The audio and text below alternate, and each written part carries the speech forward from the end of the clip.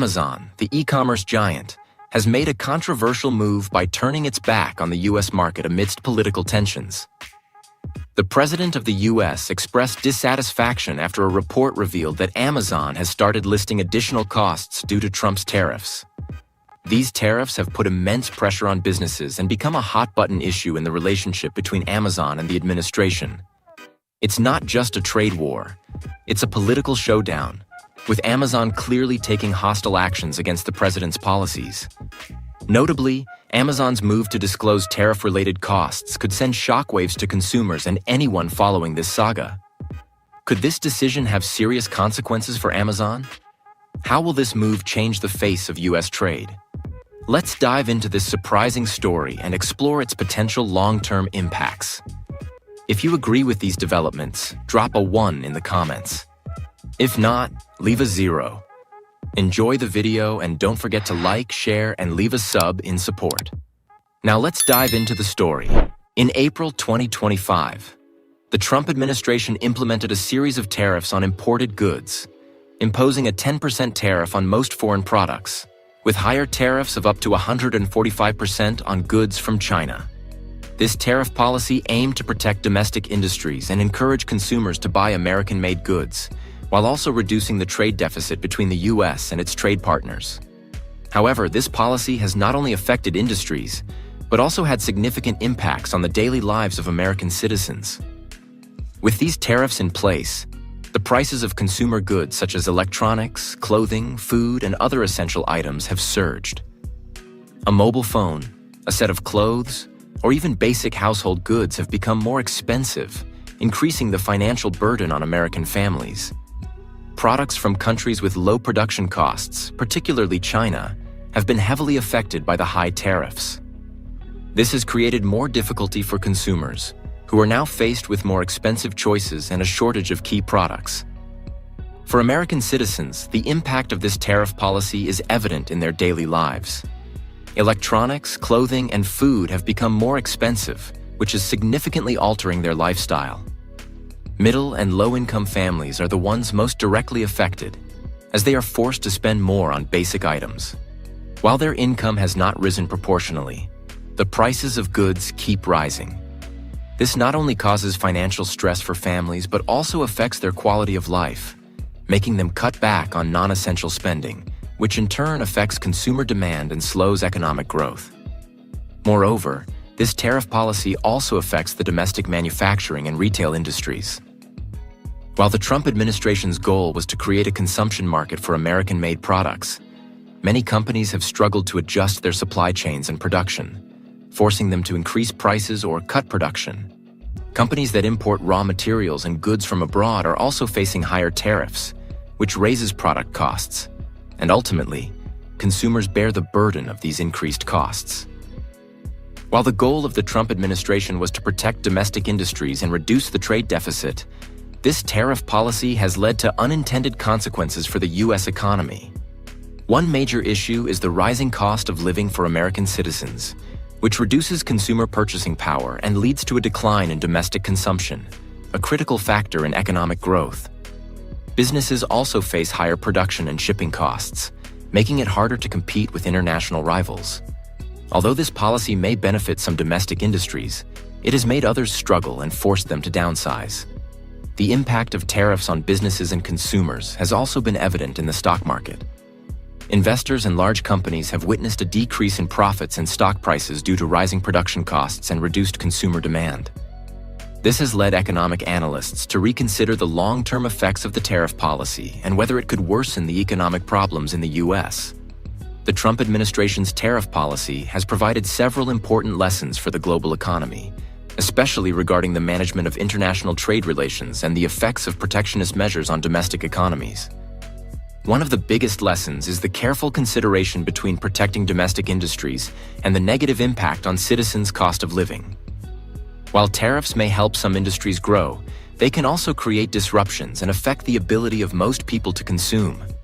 Additionally, the tariff policy raises the question of whether these protective measures are sustainable, as the global economy becomes increasingly reliant on global supply chains. Imposing tariffs on imported goods could make it difficult for domestic manufacturers to find alternative sources of raw materials and products, resulting in shortages and reduced productivity. Therefore, a more comprehensive trade policy, which includes enhancing domestic production capacity and maintaining stable international trade relations, may be a more effective option. Although the Trump administration's tariff policy was implemented with the aim of boosting domestic manufacturing, the long-term negative impacts are undeniable. Higher prices for goods and difficulties in maintaining consumer spending are leading many families in the U.S. to face more serious financial challenges. Therefore, an important question arises. Can the U.S. maintain this policy without harming its citizens and economy? Amazon, the retail giant, is facing an unprecedented crisis, largely due to new tariffs imposed by the Trump administration.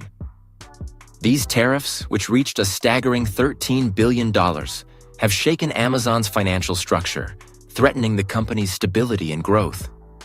For years, Amazon built a massive empire not only by offering products from global manufacturers, but also by optimizing shipping and warehousing services. However, the sudden shift in the tariff landscape has forced the company to confront challenges never faced before, especially as transportation and production costs have surged. The new tariffs have raised the prices of products sold by Amazon, making the company's offerings more expensive and less competitive compared to other online retailers. While Amazon has maintained its dominance in the market, the overwhelming financial burden of these tariffs has led to a decline in profits and challenges in sustaining its efficient business model. The Trump administration's tariff policies have put Amazon into a survival crisis, where finding solutions to adjust its supply chain and distribution system is now unavoidable. The crisis goes beyond tariffs and extends to other areas of retail, causing Amazon to face a series of serious issues in its operations. Retailers who previously sold through Amazon's platform are starting to pull out due to rising costs and instability in the supply chain. Additional tariffs have made product sourcing inefficient, forcing these retailers to increase prices and making it harder for them to stay competitive. This has led to a situation where the retailers can no longer collaborate with Amazon as they once did. This situation has also caused congestion in Amazon's warehouses, with inventory levels rising significantly. Many products, particularly those from countries heavily affected by the tariffs, like China, are now stuck in storage with no way to sell them. This stockpile of unsold goods has increased operating costs, creating a vicious cycle that reduces the efficiency of Amazon's renowned warehousing system. Not only retailers are struggling, but consumers are also facing significant changes in their online shopping habits. The increase in prices due to tariffs has made many products less affordable, causing frustration among consumers. Items that were previously easy to purchase at low prices are now much more expensive, reducing consumer access to products. The added costs of tariffs have not only raised product prices but also led to shortages of popular items due to disruptions in the supply chain. This has led to a drop in Amazon's revenue from consumer goods, especially as shoppers become more cautious with their spending. The uncontrollable price hikes and reduced choices have caused many to turn away from online shopping, choosing instead traditional shopping methods or searching for cheaper alternatives from other competitors. This not only decreases purchasing power, but also impacts Amazon's long-term growth as customers seek out alternatives or reduce their online shopping needs. For Amazon, this challenge serves as an important lesson about the risks of relying on global supply chains and the impact of protectionist policies on business operations. The company has shown resilience and flexibility in seeking alternative solutions, but tariff-related issues and supply chain disruptions will continue to pose challenges in the short term. Amazon must quickly adjust its operational strategy and find ways to mitigate the impact of tariffs on product value and operating costs. The most important lesson from this crisis is that over-reliance on sourcing and manufacturing from countries outside the U.S. can be a vulnerable factor when major policy shifts occur. Diversifying supply chains and exploring localized solutions can help Amazon and other companies reduce the negative impact of tariffs in the future. Tariffs have caused profound changes in the global trade system, especially for tech giants like Amazon, Apple, Google, and Microsoft, companies that operate across borders and heavily rely on global supply chains. When governments impose tariffs on imported goods, tech companies cannot avoid the impact, as many of the products and components they use come from countries outside the US, particularly China. Changes in tariff policies not only affect the value of the products tech companies offer, but also disrupt the long-term business strategies they have built. These companies, which are accustomed to using low-cost components from countries with cheaper production costs, now face significantly higher costs due to tariffs. This impacts not just their ability to manufacture tech products, but also affects the prices consumers must pay. A big question that many people are asking is, who will bear the highest cost in this situation? Will the corporations absorb the costs and reduce their profits? Or will the government intervene to ease the burden? Or ultimately, will consumers be the ones most affected when they have to pay higher prices for the tech products they buy? With tariffs imposed on imported goods, especially tech components, the key question that company leaders and governments must face is, who will bear the higher cost? This change is not merely a production cost issue, but it is a determining factor in deciding who will be responsible for this impact. Large corporations like Amazon, Apple, and Microsoft may have to choose between keeping prices stable and accepting losses or passing these costs on to consumers by raising product prices. However, raising prices could lead to a loss of customer trust and reduced demand, negatively affecting revenue and profits. This creates a difficult situation for tech companies, as they must make an important decision between protecting short-term profits or retaining long-term customers. Meanwhile, governments face similarly tough choices. If they do not provide support for tech companies, tariffs could weaken the economy and lead to job losses in many industries. On the other hand, if the government intervenes too much, they will face backlash from political opponents and could even increase costs for consumers. Therefore, finding a balanced policy that protects both businesses and consumers becomes a complex issue that policymakers need to carefully consider. Amazon, one of the largest tech companies in the world, is facing an unprecedented dilemma. The company has built a strong global retail system through cost-cutting strategies and supply chain optimization. But with the increased costs from tariffs, it now faces a serious challenge. The key question for Amazon at this point is whether the company will keep prices stable and accept losses, or pass the costs on to consumers to protect its profits. This is not an easy decision. If Amazon chooses to keep prices stable, the company might have to endure a decline in profits in the short term, but it will retain customer trust. However, in the long term, maintaining low prices without adjusting costs could prevent Amazon from sustaining profits and its market position. Meanwhile, raising prices could create difficulties for consumers, especially in an unstable economic period. Furthermore, adjusting product prices could cause Amazon to lose its competitive edge, as competitors may offer products at lower prices, or even consumers may turn away from shopping online. All these factors create a dilemma for Amazon and other tech companies.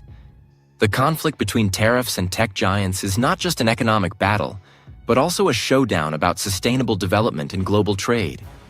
Tech companies, which rely on global supply chains to reduce costs and optimize production, now face greater challenges as protectionist policies are being applied. This creates an important lesson about the dangers of over-reliance on international supply chains and the impact of trade protection measures on tech giants. In the future, tech companies need to develop more flexible strategies to deal with tariffs and protectionist policies. Searching for domestic supply sources and diversifying supply chains will help them minimize the impact of tariffs and protect their profits. However, this requires innovation and significant investment in domestic technology and production, a challenge that is not easy for large tech companies. By mid-2025, Amazon began to react to the profound changes in global tariffs and supply chains. To maintain cost stability and preserve profits, Amazon started adjusting its supply chain, shifting from traditional suppliers to countries with lower tariffs and more competitive pricing, such as Mexico, India, and Vietnam. These countries became new destinations for Amazon's sourcing needs, helping the company maintain reasonable costs. This strategy aimed to mitigate the severe impact of tariffs, particularly on imported goods from China and other high-tariff nations. The shift not only allowed Amazon to reduce costs, but also helped the company keep product prices stable for consumers. However, this transition was not straightforward. While countries like Mexico, India, and Vietnam could provide products at lower costs, adjusting the supply chain and forming new relationships with suppliers required substantial investments in both time and finances. Additionally, Amazon had to ensure that products still met quality standards and international requirements, which added a layer of complexity in maintaining the company's brand reputation. Despite these challenges, the strategy was seen as a necessary step to mitigate the impact of tariffs and maintain a flexible supply chain, especially in an increasingly complicated global economy. While this shift in Amazon's supply chain has provided direct benefits to the company by reducing costs and maintaining price stability, the consequences of moving supply chains out of the U.S. have had wide-reaching effects on the domestic economy and labor market. As Amazon shifted a large portion of its orders to other countries to avoid tariffs, U.S. ports and logistics centers no longer received the same volume of goods. This led to a downturn in operations at U.S.-based logistics facilities and ports, directly impacting the labor market. Dock workers, truck drivers, and employees at distribution centers across the U.S. faced reduced working hours and shifts. The shift in the supply chain reduced the workload at these facilities, leading to unemployment or decreased wages for a significant portion of the workforce in the transportation and logistics sectors. This not only affected workers, but also impacted ancillary industries, from transportation service providers to traditional retail stores, where many workers previously found employment. This situation presents a major challenge for the U.S. economy, especially as large corporations like Amazon shift production and consumption to other countries to minimize costs. The decrease in activity at ports and logistics centers may cause major disruptions in the domestic supply chain, affecting the ability to deliver goods and reducing the competitiveness of the U.S. economy in key industries. While Amazon's strategy of shifting its supply chain may help the company sustain profits in the short term, the long-term effects on the U.S. economy and labor market could lead to significant hardships. Workers in transportation and logistics will face reduced hours or even job loss, while other ancillary sectors will also feel the impact from the decline in activity at distribution centers. The U.S. government and relevant agencies must consider policies to support workers in affected industries while creating new employment opportunities to mitigate the negative effects on income and livelihoods. Furthermore, measures should be taken to encourage large companies like Amazon to maintain production and consumption within the U.S., ensuring that the U.S. economy does not lose an important part of its role in the global supply chain. If you agree with what's happening, drop a 1 in the comments. If you disagree, leave a 0. Don't forget to like, share, and leave a sub in support. And now, let's dive into the next developments. As Amazon adjusts its supply chain strategy and shifts its operations to countries like Mexico, Vietnam, and India to avoid the impact of tariffs, this move is not only affecting the company, but also causing significant changes in the global economy. Competitors, particularly e-commerce giants from Europe and Asia, quickly recognized this opportunity and began expanding their operations. For example, Alibaba, China's largest e-commerce conglomerate, has seized this opportunity to strengthen its presence in new markets. With this shift, Alibaba has not only seen strong growth in Asia, but has also begun targeting markets in Western Europe and the US, areas where Amazon has long dominated. Other businesses in Asia and Europe are also keenly aware of the potential of these shifting markets and are adjusting their strategies to capitalize on changes in the global supply chain. This is creating a major transformation in the distribution and control of global supply chains. Larger companies are not only competing directly with Amazon, but are also seizing opportunities to capture market share in regions where Amazon previously held a near monopoly. Amazon's shift has made competition fiercer, especially as rivals become more flexible and capable of leveraging cost-effective sourcing from new countries. The shift in supply chains is not just a short-term change. It could have lasting impacts on the global economy and businesses worldwide. The countries that Amazon is shifting to, such as Mexico, Vietnam, and India, are not only receiving substantial investments from the tech giant, but are also attracting other international businesses and investors, helping to grow the industries in these countries.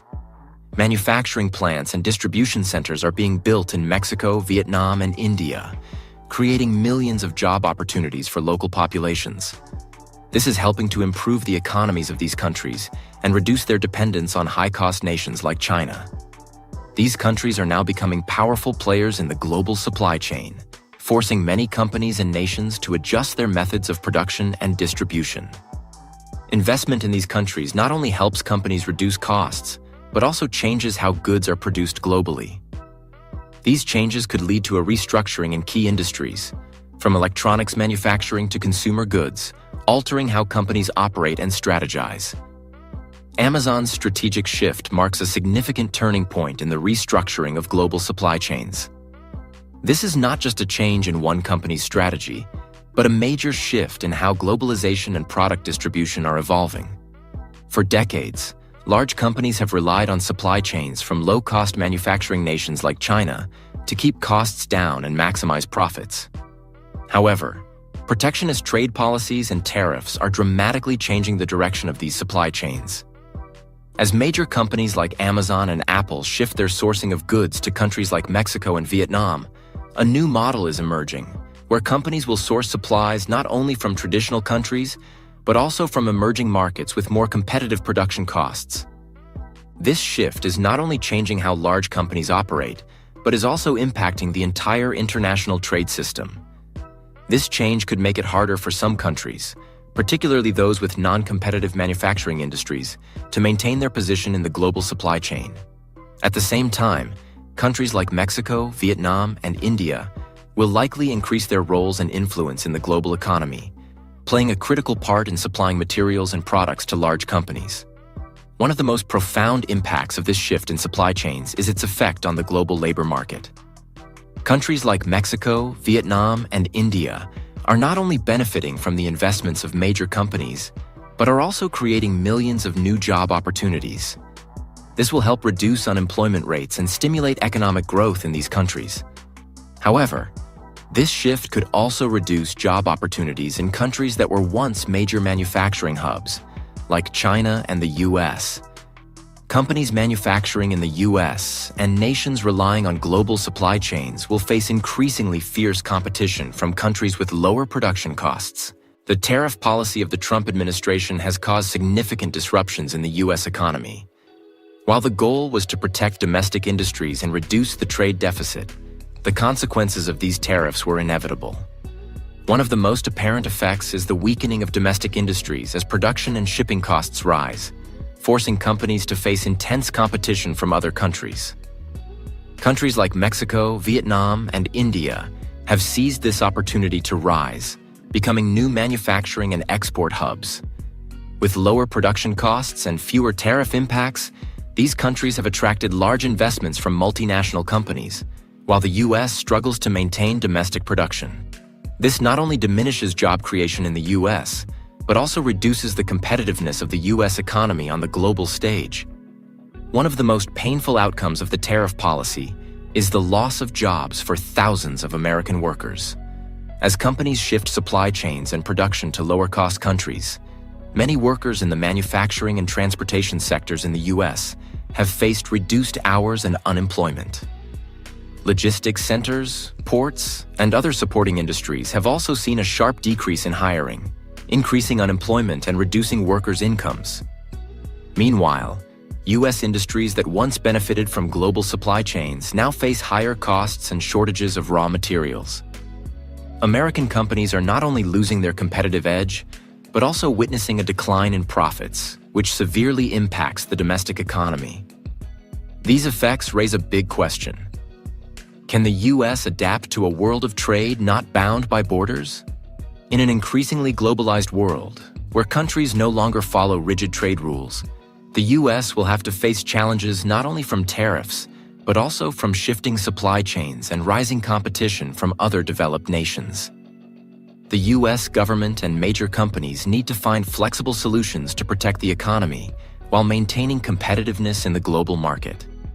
We invite you to share your thoughts on the impact of tariffs on the U.S. economy and the future of global supply chains. Can the U.S. adapt to these changes and find a new path to recovery and growth? Leave your opinions in the comments section below, and don't forget to continue following for deeper insights in upcoming videos. Please like, share, and subscribe to stay updated on future stories and in-depth analyses of economic, political, and trade issues ahead. In a shocking move, General Electric, GE, one of the most iconic names in American industry, has just announced the closure of multiple factories across the U.S. and the firing of 12,000 workers. But that's not all. GE is also shifting its production lines overseas, with new factories set up in Mexico, Eastern Europe, and Southeast Asia. This decision comes amid rising trade tensions, particularly in light of President Trump's aggressive tariff policies, which were originally designed to protect American jobs. But the unintended consequence? A massive job loss and an exodus of American manufacturing jobs. Is this the true cost of protecting American interests? Comment 1 if you agree with the decision to move production abroad due to rising tariffs, or comment 0 if you believe it's a dangerous trend for American workers. Don't forget to like, share, and subscribe to our channel for more updates. Now let's dive into the full story. General Electric, GE, one of the prominent names in American industry, recently made headlines with its announcement to lay off 12,000 employees and close several factories in the U.S. Once a symbol of American manufacturing, GE now faces significant challenges amid growing economic, political, and tariff tensions. These decisions have not only disrupted the industry, but also raised critical questions about the future of the U.S. economy and how global companies will navigate the changing political landscape. GE, long known for its innovation and creativity in American manufacturing, is currently grappling with financial pressures and rising costs. As a result, the company has decided to close several key factories and relocate production to countries like Mexico, Eastern Europe, and Southeast Asia. This decision wasn't made abruptly, but was the result of careful consideration, stemming from reduced profits and a shift in global production methods. One of the key reasons behind this decision is the strict tariff policies implemented by President Donald Trump's administration. These tariffs, intended to protect domestic jobs, have led to unintended consequences. The high import taxes have made production in the U.S. more expensive, forcing companies like GE to consider moving operations abroad to maintain efficiency. Since President Trump took office, one of the most prominent policies he introduced was imposing high tariffs on imported goods, particularly from countries like China and the European Union. While the goal of this policy was to protect domestic industries and create jobs for American workers, it has faced significant pushback from major corporations, including GE. The imposition of tariffs not only increased production costs in the U.S., but also reduced the competitiveness of American companies in the global market. Companies like GE were left with a difficult choice: retain domestic production at high costs, or move production overseas to take advantage of lower labor costs and reduce tariffs. Closing factories and shifting production abroad has become a necessary option to protect the company's bottom line. GE's decision to lay off workers and close factories serves as a cautionary tale about the unforeseen consequences of tariff policies and trade tensions. While the intention behind tariffs was to protect domestic manufacturing, it has inadvertently placed large corporations in a difficult position, leading to workforce reductions and the relocation of production overseas. This not only affects the company, but also impacts the local communities where these factories once operated. The lesson that GE and other companies can learn from this situation is the importance of considering global factors when making production decisions. As the global economy becomes increasingly interconnected, tariff policies can have unintended consequences that companies must contend with. Moving production overseas may offer short-term cost savings, but it also creates long-term challenges related to job loss and economic stability at home. The layoff of 12,000 GE workers will have a significant impact on the communities where the company operates.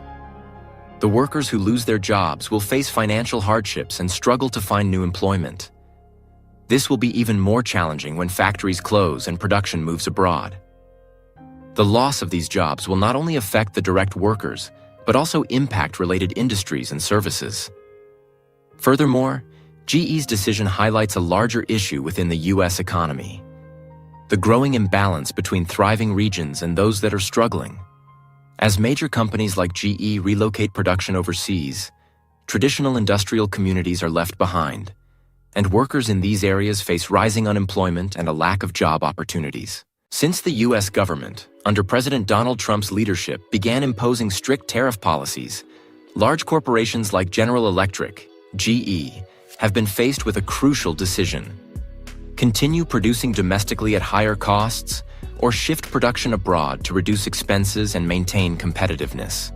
GE, committed to reducing production costs and maintaining profitability, chose to relocate part of its manufacturing operations to countries with lower labor costs, such as Mexico, Eastern Europe, and Southeast Asia. One of the key factors behind GE's decision to move production abroad is the tariff policy enacted by the Trump administration, particularly the tariffs on imported goods from China and other countries. The goal of these tariffs was to protect domestic manufacturing and encourage job creation in the U.S. However, the reality has shown that this policy has significantly increased production costs in the U.S. When tariffs were imposed, the cost of raw materials and imported components from abroad became much more expensive. This forced manufacturing companies to reconsider their production strategies. Companies like GE, which already had a global production system and supply chain, faced the dilemma of higher production costs while being unable to raise product prices without losing international market competitiveness. As a result, rather than maintaining domestic production, many companies were forced to move manufacturing abroad to benefit from lower labor costs and reduced tariffs. One of the main reasons GE chose to outsource production is the significantly lower labor costs in countries like Mexico, Eastern Europe, and Southeast Asia. Labor costs in these regions are much lower than in the U.S., allowing GE to significantly reduce production costs.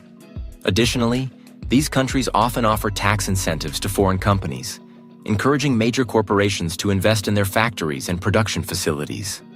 These incentives include tax breaks, export tax exemptions, and other financial support policies, making production in these countries more attractive.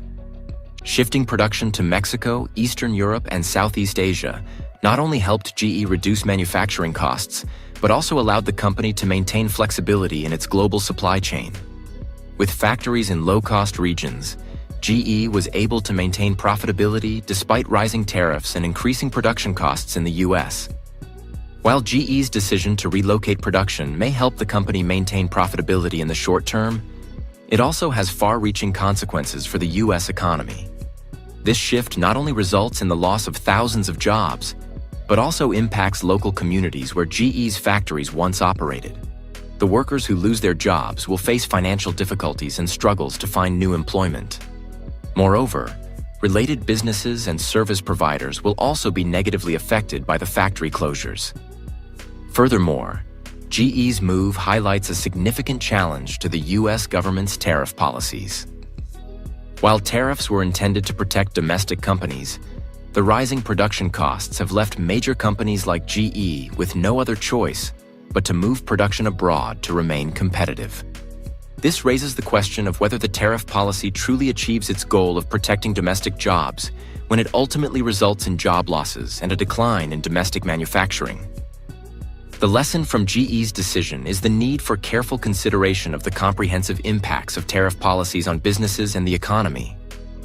While tariffs may benefit certain industries in the short term, they can also lead to unintended consequences for manufacturing companies and the communities that depend on these industries.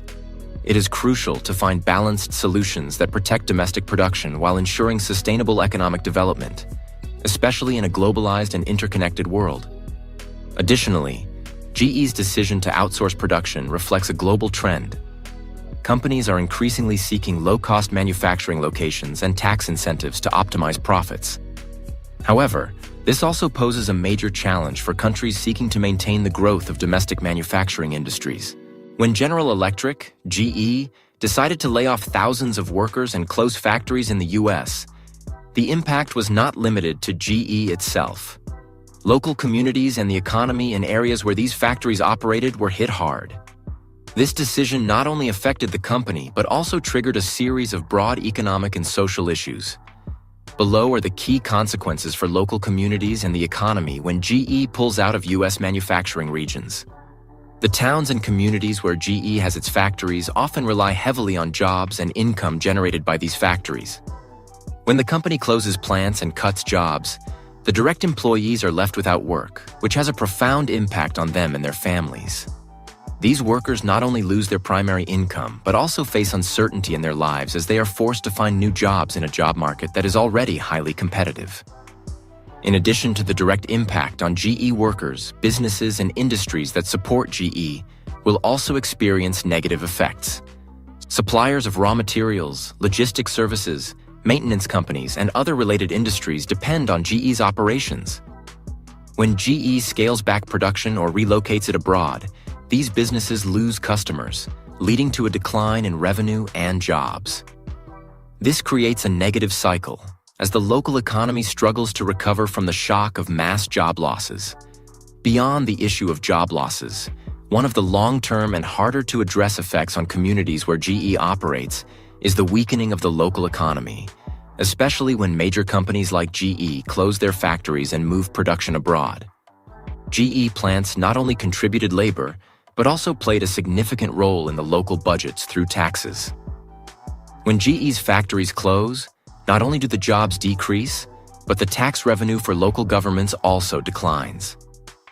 The cities and towns could face severe budget shortfalls, making it difficult to maintain essential public services such as education, healthcare, infrastructure, and public safety. This not only reduces the quality of life for residents, but also creates an unfavorable environment for other businesses looking to invest in the area. Moreover, the reduction in tax contributions from major companies like GE will increase the financial burden on small businesses and households in the community. Local governments will have to seek alternative sources of income to compensate for the budget shortfall, leading to increased taxes on individuals and smaller companies. This could further weaken the local economy, as small businesses may struggle or even close due to rising operating costs. One of the key reasons behind GE's decision to move production is the benefits of tax incentives and low labor costs in countries like Mexico, Eastern Europe, and Southeast Asia. However, when large companies shift production abroad, the local communities lose out on the important tax benefits these companies previously provided. When GE leaves, communities that once depended on the tax contributions of this company will have to find other sources of income to maintain operations. This is especially difficult as the decrease in income from both individuals and businesses reduces their ability to contribute to the local budget. Cities and towns may face economic downturns when there are no stable sources of revenue to maintain public services and operations. Additionally, the weakening of the local economy comes from a loss of trust among residents in the current economic and political policies. Large companies like GE play a critical role in maintaining the stability and development of local economies. When they decide to move production abroad, people may feel abandoned and concerned about the future of their community. This creates a negative cycle where residents and small businesses lose faith in the area's potential for growth. Comment 1 if you agree with the significant impact that GE's departure from U.S. manufacturing areas has caused, or comment 0 if you disagree with this story. Don't forget to like, share, and subscribe to support us. Now let's continue following the next developments. The global economic structure has undergone significant changes over the past few decades, particularly in the context of globalization and technological advancements. Major companies such as General Electric, GE, Honeywell, and Caterpillar have had to adapt to a new economic environment where labor costs and tariffs play a crucial role in determining the success of production and business strategies. While developed nations like the US continue to maintain multinational corporations and large manufacturing hubs, changes in the economic structure have driven other countries, especially in regions like Asia, Eastern Europe, and Latin America, to offer more attractive manufacturing environments. Low labor costs, strong tax incentives, and open economic policies have created ideal conditions for large companies to shift production to these regions. This move not only helps companies save costs, but also enhances their global competitiveness. Countries like Mexico, China, India, and European Union member states are actively creating more favorable conditions for manufacturing. One of the key factors driving this change is the low labor costs in developing countries. In contrast, countries like the US, with high labor costs and strict tax policies, are struggling to maintain domestic manufacturing hubs. These regions offer tax incentives, export tax exemptions, and other financial supports to attract large corporations to set up their production facilities there. For instance, Mexico has become an attractive destination for U.S. manufacturing companies due to its low labor costs and favorable geographic location. Eastern European and Southeast Asian countries like Poland, Hungary, and Vietnam have also garnered attention from large corporations thanks to tax incentives and stable economic environments. Large companies can take advantage of these incentives to lower production costs, which in turn allows them to stay competitive in the global market. The shift in the global economic structure has forced large companies, including GE, Honeywell, and Caterpillar, to adjust their production strategies to adapt to the new economic environment. While GE has opted to move part of its production to countries with low labor costs, Honeywell and Caterpillar have also followed suit by restructuring their global supply chains. GE, a long-standing symbol of American manufacturing, has moved production to Mexico and Eastern European countries, where labor costs are much lower than in the US. This move not only helps GE reduce production costs, but also enables the company to maintain its global competitiveness, especially as tariffs and political factors become more complex. Honeywell and Caterpillar, two other giants in the industrial manufacturing sector, have also adopted similar strategies by moving production to low-cost countries. Honeywell, with its extensive global production network, has invested in manufacturing facilities in Mexico and China to optimize costs. Caterpillar, which specializes in industrial equipment manufacturing, has also shifted part of its production to countries in Asia and Eastern Europe to reduce production costs and maintain competitiveness. In addition to shifting production, these large companies have also restructured their business strategies to maximize opportunities presented by new markets. Companies are not only changing where they produce, but also how they deliver products and services to better serve customers, grow revenue, and reduce risks from external factors such as tariffs and trade policies. The departure of General Electric, GE, one of the longest-standing and largest names in American manufacturing, serves as a clear example of the negative impact of high tariffs and protectionist policies. The Trump administration implemented high tariffs on imports, particularly from China and other countries, with the goal of protecting domestic jobs and creating a fairer economic environment for American companies. However, these policies inadvertently increased production costs, making it difficult for large companies, including GE, to maintain production in the US while staying competitive. Tariffs led to higher input costs for raw materials and reduced the competitiveness of American-made products on the global market. In this context, GE and other large companies were forced to move production abroad to reduce costs, taking advantage of low labor costs and tax incentives offered by other countries. This not only resulted in job losses domestically, but also weakened US manufacturing, as companies moved to regions with more favorable environments. One of the key lessons from GE's exit is the need for a long-term industrial strategy and strengthening national competitiveness. While tariffs may help protect some industries in the short term, to maintain industrial strength in the long run, the US needs a comprehensive industrial strategy that goes beyond tariffs and includes investment in innovation, workforce development, and modern infrastructure. The US needs to restructure its industries to adapt to changes in the global economy. This requires coordination between industrial policies and private sector initiatives to create a competitive environment and foster innovation. Companies like GE need appropriate strategies to remain competitive, including investment in new technologies, the development of creative products and services, and increased production efficiency. In today's globalized context, companies face not only domestic competition, but also fierce international competition. Countries like China, Mexico, India, and Eastern European nations are creating attractive manufacturing environments thanks to low labor costs, strong tax incentives, and open economic policies. This presents a significant challenge to developed countries like the US, as companies move production abroad to reduce costs and maximize profits. However, globalization also brings opportunities. Companies can leverage new markets, expand production scales, and reach international customers.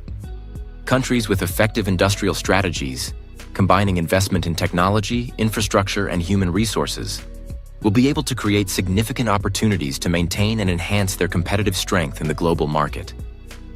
the future of American industry faces numerous challenges in the context of globalization. U.S. companies are under pressure from countries with lower production costs and strong tax incentives. To maintain a competitive advantage in the globalized world, the U.S. needs to restructure its industries, not just rely on tariffs, but implement a comprehensive industrial strategy. This includes investing in technology, innovation, developing high-quality human capital, and modernizing infrastructure. While tariff policies may provide temporary benefits, they are not a long-term solution to maintaining the industrial strength of the U.S. A more comprehensive industrial strategy, combining tax policies, investments in technology and innovation, workforce development, and improved productivity, will be key in helping the U.S. retain its competitive edge in the global economy. The U.S. needs to shift from a protectionist strategy to one of sustainable development so that businesses can face the challenges of globalization without losing their industrial power. Thank you all for watching the video. If you found these insights helpful, don't forget to like, share, and subscribe to support us. Leave a sub to stay updated with our latest videos. We will continue to cover other important developments in upcoming videos. Thank you and see you again soon. The American agricultural industry is facing an unprecedented crisis, with warning signs of an impending financial disaster. Over 250 farms have already filed for bankruptcy between April of last year and March of this year, and the situation is only getting worse. The first quarter of 2025 has seen an alarming surge in bankruptcy filings, surpassing the entire total for the previous year. Amid this chaos, a stunning development has unfolded. African nations, which have long been major consumers of U.S. soybeans, have made a bold move that could have devastating consequences for American farmers. By blocking $124 billion worth of U.S. soybeans, these nations have dealt a severe blow to the U.S. agricultural economy. What prompted this decision, and how will it reshape the global agricultural market? Do you agree with the actions taken by these African nations? Leave a comment with number 1 if you do, or number 0 if you disagree. Enjoy the video and don't forget to like, share, and subscribe to support our channel. Now let's dive into this explosive story. U.S. agriculture has always played a crucial role in the economy, not only providing a plentiful food supply for domestic consumption, but also serving as a vital source of exports, especially in the soybean industry. However, currently, U.S. agriculture is facing a deep financial crisis, primarily caused by the decline in soybean export demand, one of the country's major agricultural products. The U.S. is one of the world's largest soybean producers, with output far exceeding domestic consumption. As a result, soybean exports have become an essential part of the economic strategy in U.S. agriculture. International markets, particularly in Asia, have become major consumers of U.S. soybeans. China, with its large population and immense food demand, is the biggest customer for U.S. soybeans, accounting for a significant share of total U.S. soybean exports. However, in recent years, the situation has dramatically changed. China, a key partner in the U.S. soybean industry, has sharply reduced its imports of this commodity. This has not only caused distress among U.S. producers, but also increased the financial strain on farms in key soybean-producing regions. Meanwhile, countries like Brazil and Argentina have gradually dominated the global soybean market, making it increasingly difficult for the U.S. to maintain its position in the international market. Recently, a report from the University of Arkansas revealed that over 250 farms filed for bankruptcy from April last year to March this year, a troubling figure for U.S. agriculture. This signals a deep financial crisis in the industry, especially in the context of high production levels but insufficient domestic consumption and export demand. Economists warn that if this situation is not addressed promptly, many more farms will close, and local economies in agricultural regions will face severe recessions. Farms have been grappling with significant pressures, from rising production costs to plummeting soybean prices, making it impossible for many producers to stay afloat. One crucial lesson from this crisis is that relying too heavily on a single large export market, such as China, can be a double-edged sword. When a major market changes its purchasing strategy or faces economic difficulties, it can have a severe impact on a country's agricultural production. Therefore, diversifying export markets is essential to mitigate risk. Trade wars and tough tariff policies also play a significant role in the decline of soybean exports. Political and trade decisions by the government can have negative consequences not only for businesses, but for the economy at large. The lesson here is that a flexible trade and foreign policy strategy is needed, one that can adapt to sudden changes from international partners. To mitigate the impact of this crisis, U.S. agricultural producers need to focus on technological innovation and improving production efficiency. Applying technology to agriculture can help increase productivity, reduce costs, and explore new methods to tap into potential markets beyond China. Another important lesson is the need for special support policies for small and family-owned farms during difficult times. These farms are the backbone of U.S. agriculture, and they need financial support, training, and access to new markets to sustain operations during challenging periods. Finally, this crisis raises a significant question about the U.S. national agricultural strategy. Is there a need for a long-term strategy that not only focuses on exports but also emphasizes domestic consumption and the development of value-added agricultural products? This would help U.S. agriculture avoid becoming too reliant on fluctuations in the international market. In recent months, a significant event has unfolded, marking an important turning point in the trade relations between the U.S. and African nations. The refusal of U.S. soybeans at major African ports has sent a shockwave through the American agricultural sector, especially the soybean industry, one of the country's primary export products. The total value of the rejected soybean shipments amounts to a staggering $124 billion, reflecting a massive shift in the global market and strong political signals coming from Africa. U.S. soybeans, which have long been a crucial export, were turned away at major ports like Lagos, Nigeria, Mombasa, Kenya, and Dar es Salaam, Tanzania. Shipments full of U.S. soybeans were left stranded at these ports, unable to continue to African nations that had previously been major consumers of the product. This has not only led to significant losses for U.S. soybean producers and exporters, but has also raised concerns among economic analysts about the instability of global supply chains. Africa, with its large population and increasing food demand, has long been a key market for U.S. agricultural products. However, the rejection of U.S. soybeans from African nations has caused quite a stir, particularly when considering the total value of goods rejected amounting to $124 billion. This serves as a wake-up call for the U.S. about changing consumption habits in African countries and the strong influence of global trade policies. The main reason Africa decided to halt imports of U.S. soybeans is the increasing demands for fairer treatment from these nations. While the U.S. has long used Africa as a market for cheap goods, African countries are now speaking out and demanding more equitable trade relations. The strong message from Africa to Washington is clear. The region no longer wants to be a dumping ground for the products of powerful nations.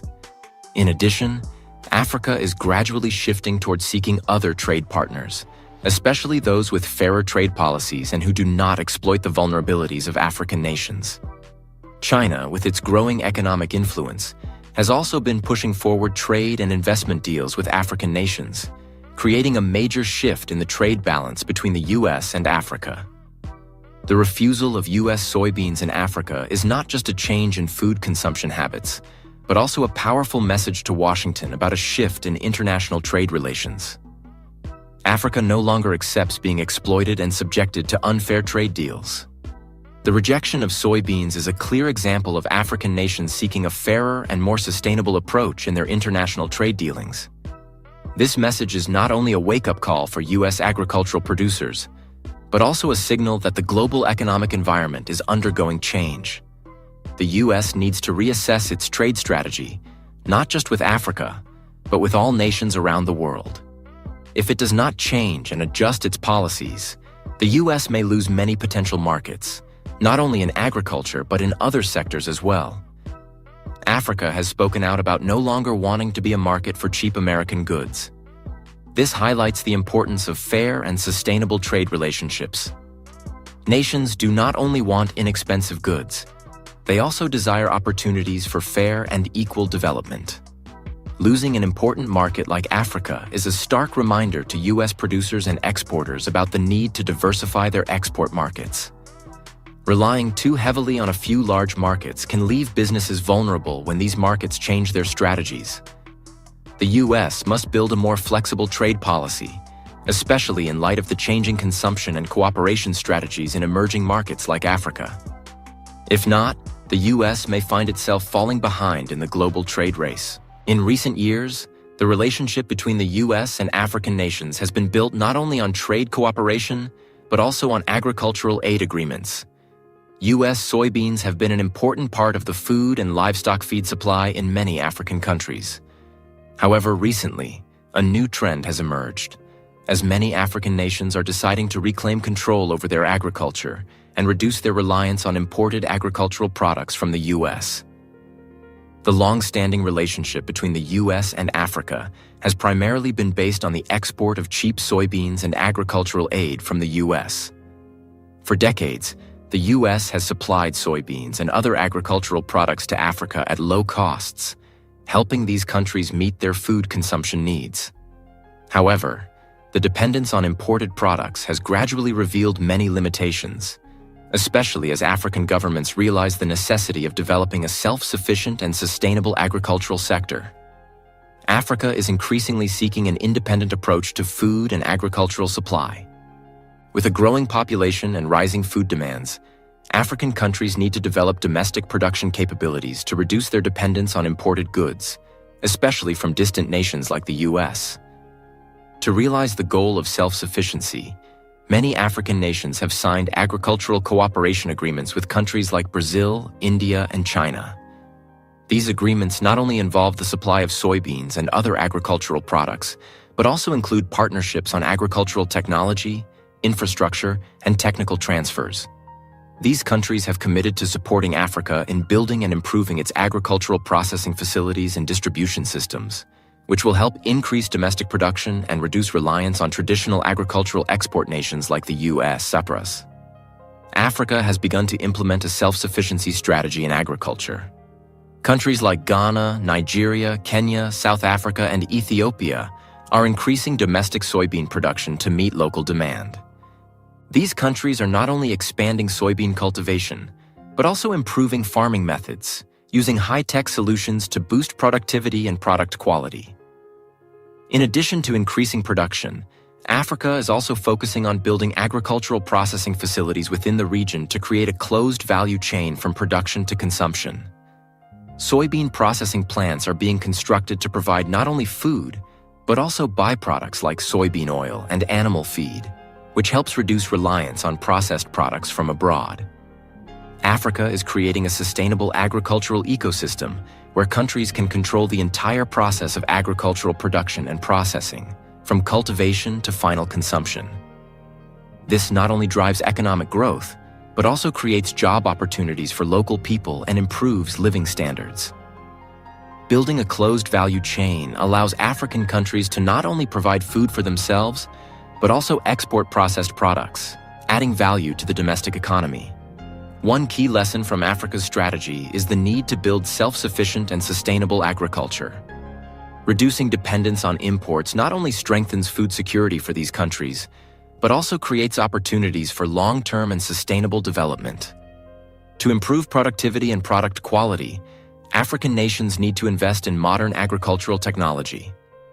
Cooperation with countries like Brazil, India, and China helps transfer new technologies, allowing Africa to produce more efficiently and reduce costs. Building a value chain from production to processing enables African countries to control the entire production and distribution process. This not only boosts economic growth, but also generates job opportunities and reduces reliance on foreign goods. The global agricultural crisis, particularly the rejection of U.S. soybeans by African nations, is creating profound impacts on the U.S. economy. Recently, soybean futures have plummeted sharply, causing panic in the financial markets, especially on Wall Street. The inability of investors and major investment funds to predict the decline in soybean demand has caused many agricultural stocks to drop significantly. Financial analysts have warned that the U.S. economy could face a recession unless timely intervention measures are implemented. American farmers, especially in major soybean-producing states like Iowa, Illinois, and Indiana, are facing unprecedented difficulties. Not only are they suffering from the steep decline in soybean prices, but they also find themselves unable to sell their products, leading to a financial crisis at the farm level. Many farmers have called for emergency government assistance to get through the crisis. They need support in terms of financial aid, technology, and new export strategies to maintain production. The U.S. government's response to the crisis has highlighted the tension between political and economic factors. The U.S. has started negotiations with the countries involved and has raised the issue with the World Trade Organization, WTO.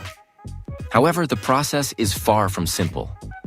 Partner nations, particularly in Africa and Asia, have taken a firm stance on trade policies and their own interests, making the negotiations more complicated than ever before. Meanwhile, U.S. politicians are facing a dual crisis. They must address the agricultural downturn while also dealing with increasing dissatisfaction within society. Farmers in soybean-producing areas are protesting the lack of support from the government, blaming the tariff policies and trade wars for their struggles. Politicians in Washington, from the president to lawmakers, are under immense pressure from both farmer groups and large business associations, forcing them to find effective solutions. This crisis is not just an economic issue, but a serious political challenge for the U.S. International trade negotiations are becoming more complex as the U.S. government attempts to maintain trade relations with major partners without harming the domestic agricultural sector. Politicians are facing a difficult situation as traditional solutions such as agricultural aid or tax cuts are no longer sufficient to address the problem. The collapse in soybean prices and the difficulties farmers are facing are also causing concern among many Americans about the country's food security. Some economic analysts believe that if major changes are not made in agricultural and trade policies, the U.S. could face a serious food crisis in the future. In light of the urgency of the situation, U.S. agricultural leaders have called for immediate government action to provide relief for farmers, including financial support, debt relief, and agricultural restructuring programs.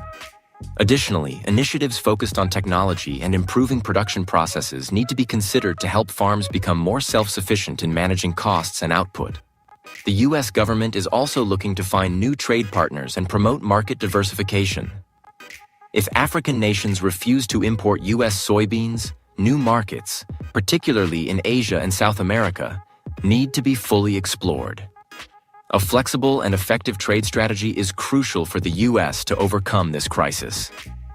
What do you think about this crisis? Do you agree with the measures the U.S. is implementing to overcome this difficult situation? Please leave a 1 if you agree, or a 0 if you don't agree with the story above. Don't forget to like, share the video, and leave a sub to support us. Now let's continue following the next developments. For a long time, Africa has been seen as a region manipulated within international trade relations, but now it is rising forcefully and altering the global economic landscape. No longer a partner exploited for aid or cheap goods from developed nations, Africa is gradually taking control of critical sectors like agriculture and manufacturing. This shift is not only an economic change, but also a political turning point, as African nations are now able to make decisions and shape their own future within the context of globalization. Africa's trade relations are undergoing a transformation, particularly with countries like Brazil and India, strategic partners that are helping Africa reduce its dependence on Western nations. Agreements with Brazil and India have not only helped Africa boost agricultural production, but have also brought significant advances in agricultural technology and infrastructure. With this support, Africa is emerging as a new force, becoming more independent in key sectors such as agricultural technology, food processing, and industrial manufacturing. Building trade relationships with countries like Brazil and India is a long-term strategy that helps Africa grow, while also laying the foundation for sustainable development. Brazil, with its extensive experience in agricultural production and technology, has helped African nations not only develop production, but also improve farming and processing techniques. India, a strong partner in technology and agriculture, has assisted Africa in adopting new technologies such as automation and sustainable farming practices. This shift represents a crucial change in Africa's trade policy, as these countries no longer have to endure imposition from Western powers. They are now able to develop and build more diverse and balanced economic relationships. Through these agreements, Africa has not only achieved self-sufficiency in agricultural production, but has also increased its technological capabilities, opening new opportunities to produce value-added products. Africa is now focusing heavily on developing the agricultural sector and agricultural development projects within the region. The goal is to increase productivity and create job opportunities for local populations, especially in developing nations like Ghana, Nigeria, and Ethiopia. These agricultural projects not only help boost production, but also create a strong foundation for Africa's economy, promoting self-sufficiency and sustainability. One of the important impacts of agricultural self-sufficiency is the ability to reduce reliance on imported goods. This will not only improve food security, but also help develop the domestic economy by consuming and processing agricultural products locally. Furthermore, the establishment of agricultural processing facilities within Africa helps create a closed value chain, reducing the risks posed by global price fluctuations and promoting sustainable growth. The development of food processing industries and agricultural production in Africa is not only helping these nations grow economically, but also opening the door to sustainable development in the future. Africa is building a strong foundation for long-term self-sufficiency, aiming not only to achieve independence in food production, but also to become a center for the production and processing of high-value-added goods for global markets. Moreover, African countries are making significant investments in education and workforce training to meet the growing demands in agriculture and manufacturing. This not only enhances labor capacity, but also creates job opportunities for millions of local people, helping to improve living standards and reduce poverty rates. Africa has demonstrated that agricultural self-sufficiency and the development of processing industries are paths that help the region's nations grow sustainably while reducing dependence on developed countries. The lessons learned from Africa can be applied to many other countries around the world, where maintaining independence in production and consumption is a key factor for long-term prosperity. The cooperation agreements with Brazil and India have proven that partnerships between countries with fair trade policies and mutually beneficial agreements are key to driving development. Africa has leveraged these trade relationships to not only enhance production capacity, but also improve the quality of life for its people. Creating a value chain from production to consumption within the region allows African nations to control the entire process of production and processing. This not only adds value to agricultural products, but also creates job opportunities, stimulates local economic development, and increases export capacity. Africa is changing the global economic landscape by moving away from dependence and becoming a leader in agriculture and manufacturing. Africa is undergoing a powerful transformation in its development history. A significant part of this change is Africa's push for agricultural self-sufficiency and its growing independence from foreign powers. Previously, many African nations relied on aid and imported agricultural products from developed countries. But now, Africa is stepping up to become self-reliant, develop its agriculture, and become a key player in the global economy. The slogan, "Africa will feed Africa," is more than just a powerful statement. It has become a robust development strategy. This is the long-term vision of African nations to build an autonomous agricultural sector, promote sustainable development, and reduce dependence on imported goods. This vision has been embraced and supported by the international community, especially as Africa not only increases its production, but also builds a closed agricultural value chain, from production to consumption. While Africa is on the rise and becoming more self-sufficient, the region still faces major political and economic challenges. African nations must overcome fundamental issues such as weak infrastructure, lack of financial resources, and political instability in certain areas. Furthermore, Africa must find ways to adapt to global market fluctuations and the fierce competition from other countries in agriculture and manufacturing. However, what is crucial is that Africa's spirit of unity and desire for self-reliance will help the nations in the region overcome these challenges. Despite the difficulties, Africa is developing a solid foundation, focusing on improving production capabilities, enhancing human resource quality, and developing the necessary infrastructure to support the domestic economy.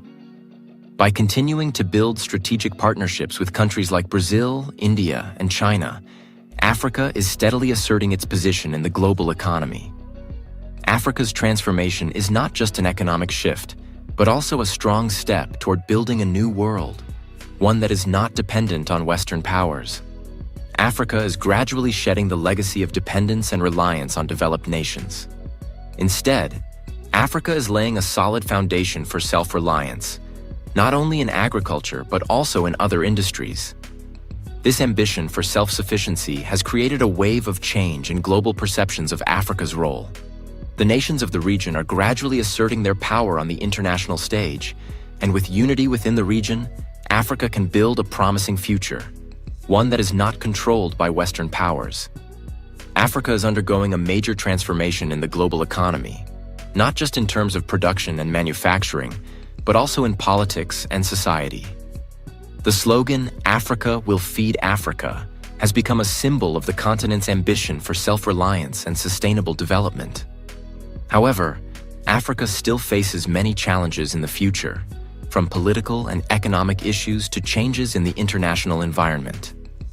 Despite these challenges, with a spirit of unity, a desire for development, and a strategy for self-reliance, Africa is more than capable of overcoming these difficulties and asserting its position in a world no longer reliant on Western powers. Thank you for watching this video. We would love to hear your thoughts on Africa's transformation and the challenges the region is facing. Don't forget to like, share, and subscribe to support us. Leave a sub so you won't miss the next exciting videos. We will continue to update you with the latest stories and information. Sometimes the country will eat it, sometimes Walmart will eat it, and sometimes there'll be something to be... The U.S. economy is plunging into an unforeseen crisis as one of the largest names in retail, Walmart, decides to pull out of the U.S. market. President Trump has urged Walmart to bear the increased tariff costs to keep prices low for consumers. But this seems increasingly impossible under the current circumstances. Walmart has announced the closure of 269 stores and warned that it may need to raise prices due to the tariff policies, exacerbating the food crisis sweeping the nation.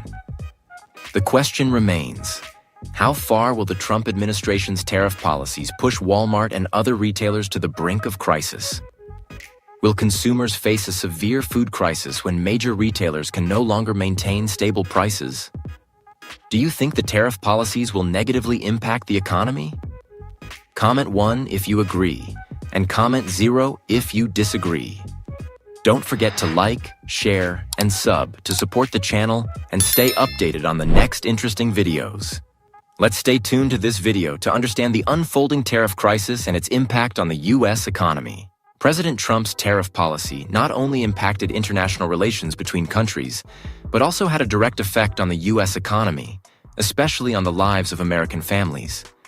In an unprecedented move, President Trump demanded that large corporations, including Walmart, take responsibility for bearing the costs of the increased tariffs to avoid affecting product prices and market stability. Specifically, Trump asked Walmart, the world's largest retailer, to maintain reasonable prices for consumers, despite the rising production costs due to the tariff policies. As one of the largest retailers in the U.S., Walmart responded quickly to these demands. While many companies sought to resist tariffs or raise prices to offset the costs, Walmart decided it could no longer uphold its commitment to low prices indefinitely. The company announced the closure of 269 stores nationwide, a pivotal decision in its business strategy. This move reflected not only the pressures of tariff policies, but also a significant shift in how large corporations operate in an unstable economy. By closing a large number of stores, Walmart issued a serious warning about the potential rise in prices. This would not only affect American consumers, but also trigger a ripple effect in international markets. American families would face higher prices for essential goods, from food to daily consumer products. The surge in prices would place significant strain on many household budgets, driving some people into more difficult financial situations as they could no longer maintain a stable standard of living. With Walmart's decision, American consumers would witness almost immediate price hikes. One of the most significant impacts on Americans was the sharp increase in prices, raising financial pressure on families. Not only at Walmart stores, but across the entire market, the prices of consumer goods began to soar, especially food, household items, and essential products. This severely impacted the living standards of Americans, particularly those with lower incomes. This instability was not confined to the U.S., but began to spread to international markets as well. Other countries, particularly major trading partners of the U.S. like China, Canada, and European Union nations, began to feel the disruption in global supply chains. Walmart's store closures and price hike warnings would increase economic instability in these countries, especially as they faced changes in supply chains and product pricing. Furthermore, the impacts of this decision created waves of reaction in international financial markets. Investors and global companies began to shift their strategies to cope with the increasing instability. The stock market experienced a sharp decline as investors grew concerned about the potential for price hikes and reduced consumer purchasing power. This not only affected retailers, but also forced other industries to adjust their business plans. This change serves as an important lesson for businesses in managing costs and maintaining profitability in an unpredictable economy. Despite being a large corporation, Walmart could not avoid the negative effects of government tariff policies. The key lesson here is that companies must be prepared for unforeseen changes in political policies, particularly those that directly affect production costs and product prices. Meanwhile, consumers must learn to cope with these changes. Forecasting price increases will help families plan their spending appropriately, avoiding financial strain. Moreover, this lesson emphasizes the importance of flexibility and adaptability in today's economic environment. Businesses must not only compete within their industries, but also accept and adapt to significant changes resulting from government policies. Business leaders must have clear strategies and the ability to respond swiftly when major changes occur. From the consumer's perspective, the rise in prices and the instability in supply chains serve as a reminder of the importance of managing personal finances and maintaining healthy spending habits. Changes in prices in the market can impact daily life, and being prepared for these changes can help individuals overcome future challenges. Walmart's decision to close 269 stores nationwide and shift part of its supply chain outside of the U.S. marked a pivotal moment in the company's operations.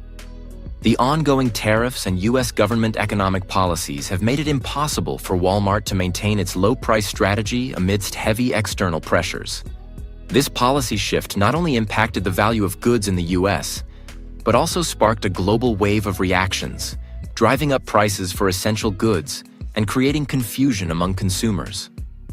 To cope with the increasing tariffs and rising production costs, Walmart decided to overhaul its supply chain strategy. Specifically, the company moved some of its production out of the U.S., seeking alternative sources in countries such as Mexico, India, and Southeast Asia. This shift was intended to reduce production costs and find markets with lower tariffs, helping Walmart mitigate the impact of the U.S. government's tariff policies. However, relocating the supply chain outside the U.S. is not a simple solution. Walmart faces significant challenges in maintaining its hallmark low prices. New sources of supply are not only more expensive, but it also takes time to establish stable and reliable supply relationships and ensure quality. This puts Walmart in a tough spot. How can they reduce costs while maintaining their commitment to low prices for consumers? One immediate consequence of the supply chain shift is the sharp rise in prices for essential goods. Items like meat, lettuce, cereals, and processed foods have seen a dramatic increase in price. These are staples in American households, and the soaring costs have left consumers feeling anxious and uncertain. Not only food prices, but consumer goods like household items, clothing, and electronics have also seen price hikes. This is something that many consumers didn't anticipate, and it quickly became clear that many communities were struggling to maintain their standard of living. Lower and middle-income families are the hardest hit, as they face rising costs with stagnant incomes.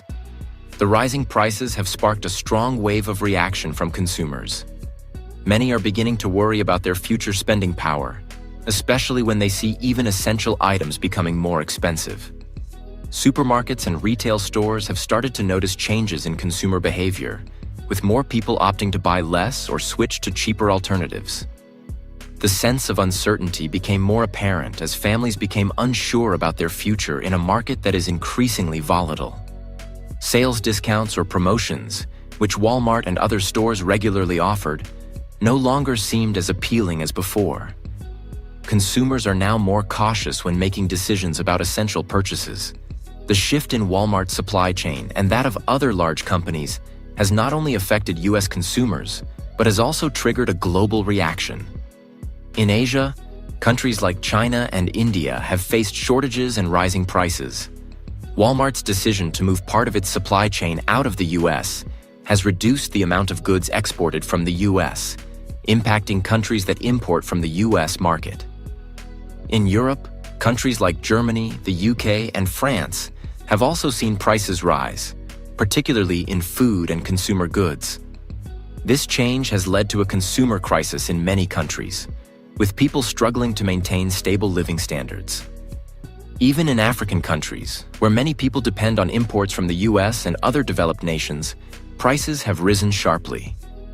The shortage of goods and rising prices have made life more difficult for people and created a host of economic and social problems. In response to rising prices and supply chain instability, Walmart has not only pulled out of several large US markets, but has also started adjusting its strategy in other regions of the world. Some of Walmart's stores in Asian and European countries have had to close because they could not compete with local retailers or could not maintain profitability in the challenging market conditions. This is not just a problem for Walmart, but a trend across the entire retail industry.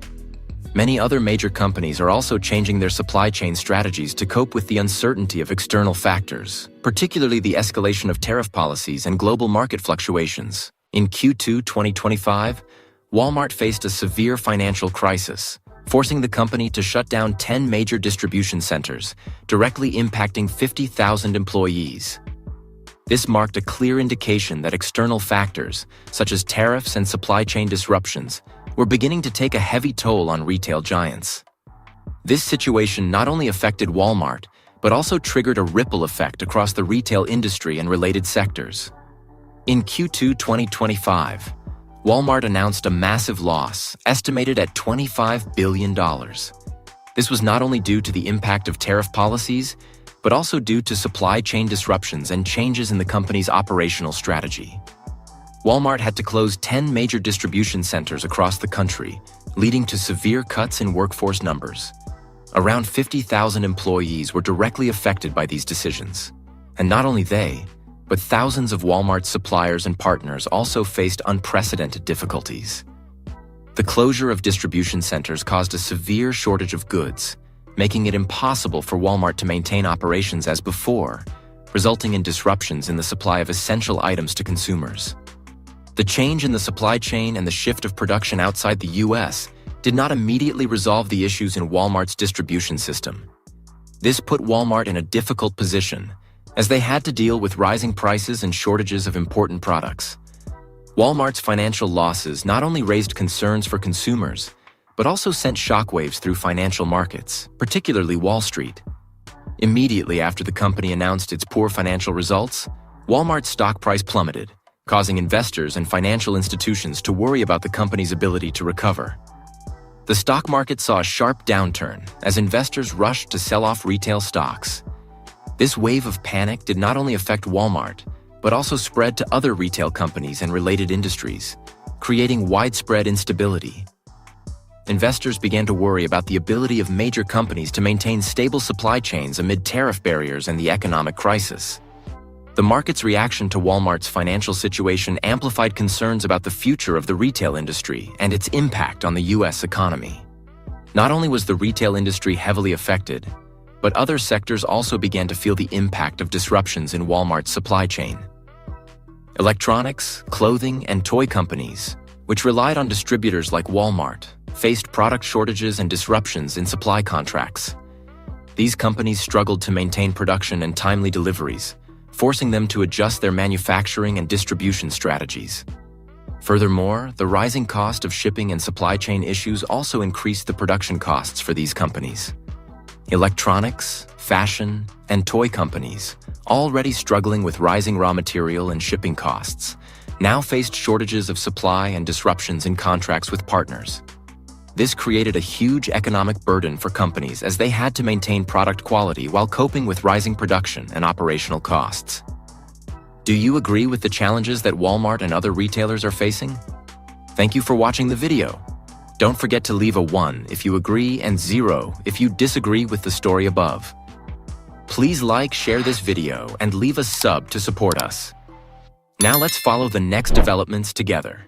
The U.S. tariff policies, particularly the executive orders of President Trump, not only impacted the retail industry, but also created profound and widespread effects globally. Countries and industries beyond retail had to face unprecedented challenges. The escalation of the trade war led to severe disruptions in global supply chains, causing upheaval in production, trade, and triggering negative consequences for the global economy. This situation has raised alarms about the potential collapse of the U.S. retail industry without timely interventions.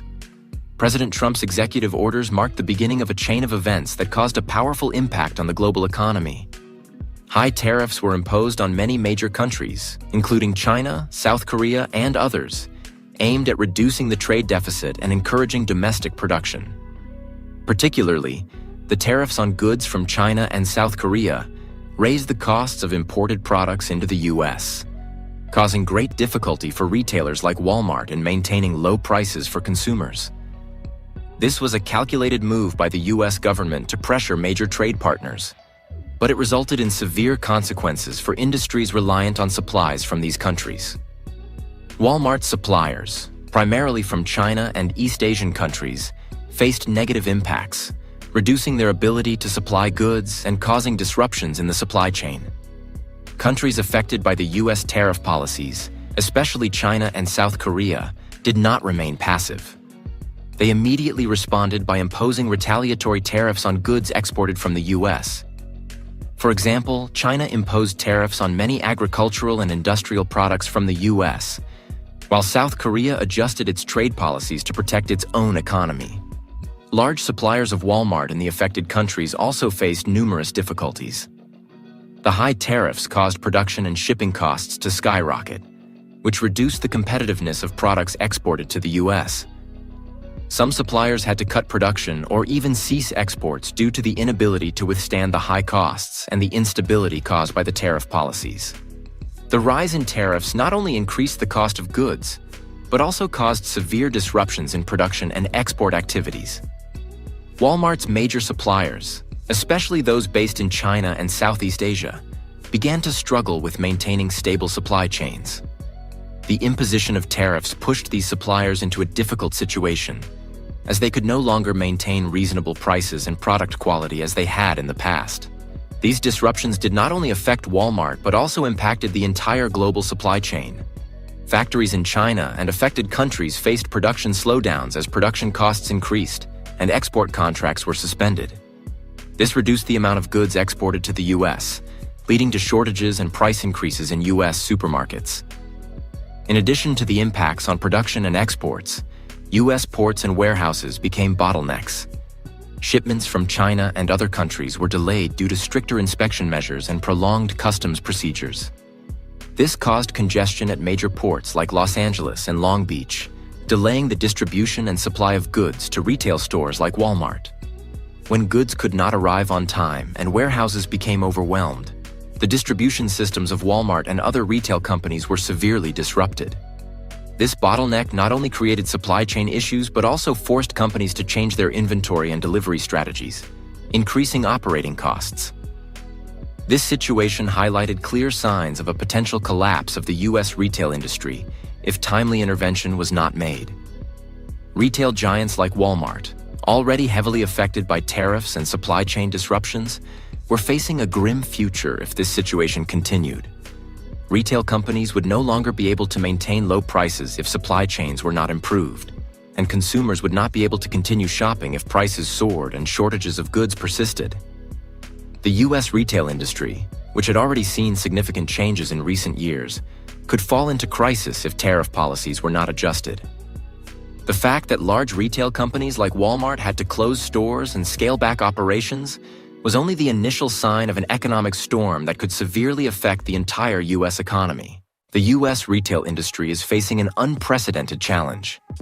With economic instability and disruptions in the supply chain, the foundation of the retail sector has been shattered. Walmart, one of the giants in the industry, is preparing to confront an uncertain future. Recent strategic decisions, combined with the difficulties stemming from tariff policies and changes in consumer behavior, are raising questions about the retail sector's ability to recover and grow. This situation is not only affecting Walmart, but is also spreading to small businesses, having a severe impact on the U.S. economy. In an unprecedented move, internal documents from Walmart were leaked, confirming that the company is planning to close several important distribution centers.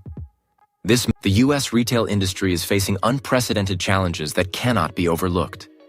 Amid economic instability and supply chain disruptions, the foundation of the retail sector has been shattered. Walmart, one of the giants of the industry, is preparing to confront an uncertain future. Recent strategic decisions, combined with the difficulties stemming from tariff policies and changes in consumer behavior, are raising questions about the retail sector's ability to recover and grow. This situation is not only affecting Walmart, but is also spreading to small businesses, having a severe impact on the U.S. economy. In an unprecedented move, internal documents from Walmart were leaked, confirming that the company is planning to close several important distribution centers. This move is part of a strategy to cut costs and adjust the supply chain to cope with disruptions and rising costs. The closure of distribution centers not only affects Walmart's operations, but also directly impacts 50,000 workers, forcing them to face the prospect of job loss. The departure of thousands of workers will have severe consequences for local communities, as these areas lose a significant source of income from employment at the distribution centers. This is not only a blow to employees, but also a sign that the retail industry is facing a crisis. With the scaling down of operations and workforce reductions, Walmart is preparing for an uncertain future. This may lead to the company losing its market dominance and having to adjust its strategy to fit the new circumstances. Small and medium-sized companies are not immune to the impact. The shortage of goods, rising prices, and disruptions in transportation are causing these businesses to struggle to survive. This is not only creating a crisis in the retail industry, but is also increasing instability in the economy at large. The retail sector is now teetering on the edge of decline, and without timely support, its future could become increasingly bleak.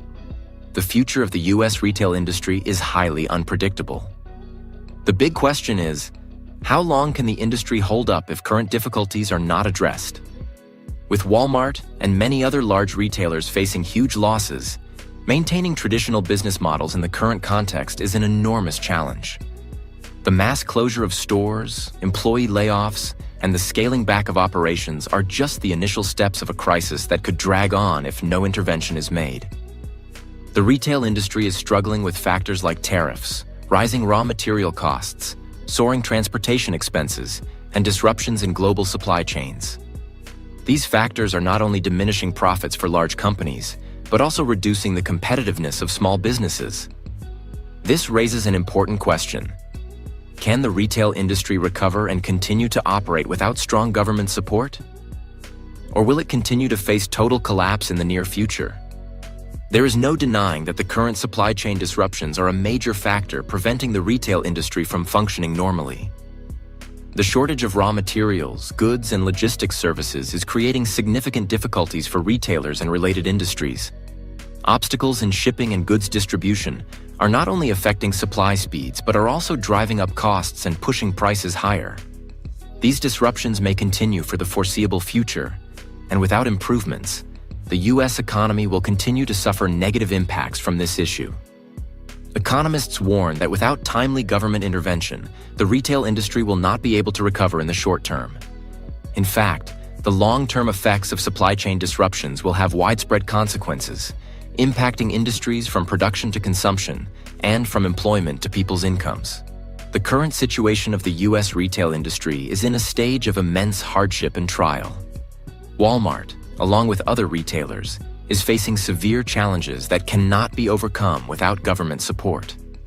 The disruption of the supply chain, rising costs, and increasing unemployment are issues that cannot be ignored. Without strong and timely intervention, the U.S. retail industry could not only fall into crisis, but also trigger severe consequences for the nation's economy. The big question now is whether government intervention policies can save the situation and help the retail sector recover. Thank you for watching until the end of the video.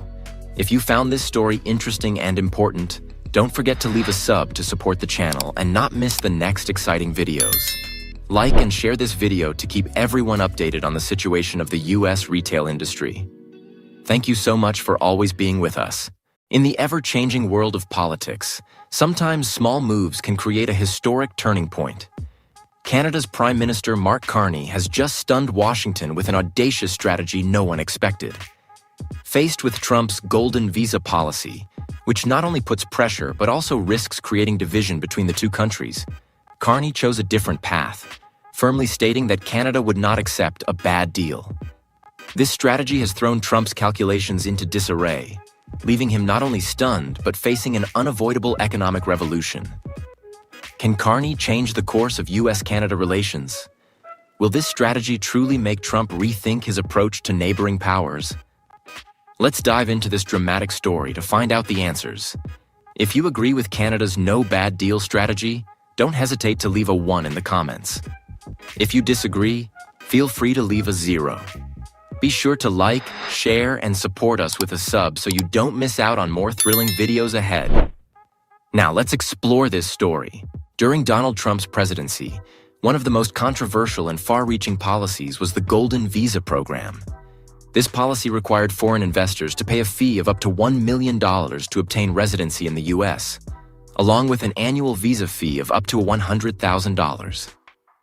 However, when viewed from both an economic and diplomatic perspective, it is clear that this policy not only showcased a lack of understanding, but also created a golden opportunity for America's competitors, particularly Canada, to gain a significant advantage in the race to attract global financial resources and investments. From the outset, Trump's policy faced heavy criticism from numerous experts, especially regarding its practicality and long-term effectiveness. A policy of such magnitude, imposing compulsory fees, not only made foreign investors feel coerced, but also sparked a crisis of trust. While the policy's theoretical goal was to attract investment to the U.S. economy, in reality, it merely widened the gap between the rich and the poor, without addressing other social issues facing the country. Most importantly, the requirement for such a high investment amount did not demonstrate clear benefits for the American people.